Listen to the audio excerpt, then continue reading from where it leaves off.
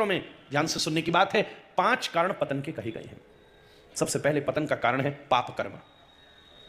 अगर कंटिन्यूअसली चाहे पकड़े न जाने के ऊपर भी हम गलत कार्य कर रहे हैं तो किसी न किसी दिन हमारा पतन हो जाएगा।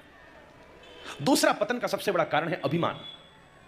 अभिमानी कभी ना कभी तो गिरता ही है, आज नहीं तो 10 साल बाद, और उसका स्वयं का अभिमान ही उसके गिरने का सबसे बड़ा कारण है।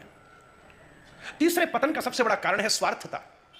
सेल्फ सेंट्रिक व्यक्ति कभी ना कभी ढोल की पोल खुली जाती है, स्वार्थी व्यक्ति कभी ना कभी पकड़ा जाएगा। बड़ा काम किया, बड़ा काम किया। आप देखिए तो सही, आवश्यकता पड़ने पर दुर्योधन ने कर्ण को राजा बनाया, पर उसके पीछे तो स्वार्थ था, परमार्थ थोड़ी ना था।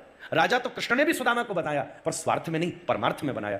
पर दुर्योधन ने इसलिए राजा बनाया क्योंकि गांडीव का जवाब देने वाला कोई नहीं था, इसलिए उस स्वार्थता ने उस परमार्थ में उसका कोई सहयोग नहीं किया, कोई सहयोग नहीं किया। हम ये सोचते हैं वाह, भीड़ वाली किसी जगह अगर हम सहयोग कर दें तो हमारा बोर्ड लग जाएगा, उसमें बड़ा बड़ा नाम लिख जाएगा, कितना बड़ा पुण्य मिलेगा। बताओ, आपको तो पुण्य ये मिल ही गया कि एडवर्टाइजमेंट मिल रहा है, अब क्या चाहिए।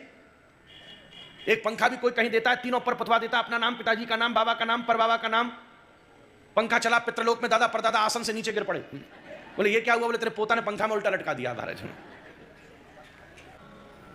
चौथी बात ध्यान से सुनिएगा, जीवन में पतन का कारण होता है किसी के ऊपर जरूरत से ज्यादा भरोसा करना।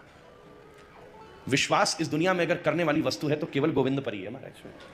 और 5वीं चीज सबसे इंपॉर्टेंट, व्यक्ति का पतन होता है कुसंग से महाराज। दुर्योधन के पास बड़े अच्छे अच्छे लोग हैं, द्रोणाचार्य हैं, कृपाचार्य हैं, गांधारी हैं, पर वो सुनता मामा जी की है महाराज। क्या करें, कुसंग सबसे बड़ा प्रभाव है। आपके घर का बच्चा ऊपर नीचे देखे तो तुरंत विचार कीजिएगा ये किसकी संगति में है, क्योंकि इसकी संगति ही उसको ये प्रभाव कर रही है।